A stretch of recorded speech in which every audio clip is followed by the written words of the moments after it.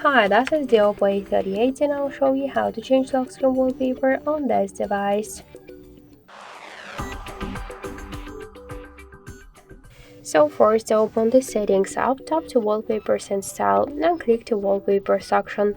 Here you'll see all of the recent album with your device photo previously taken on the device camera or downloaded from the internet. Also, you could use the default wallpapers and an online one, but just to use the more online wallpapers, you should just be connected to the Wi-Fi or to mobile data. So let's just select one from the available wallpapers, tap to apply and click lock screen. You could set also it on home screen and to lock and home screen together. Let's check. And as you can see, we just successfully changed our lock screen wallpaper.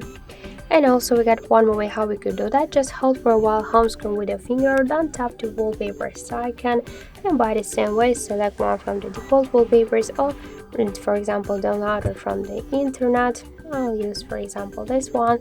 Tap to apply, click to the lock screen, and that's it.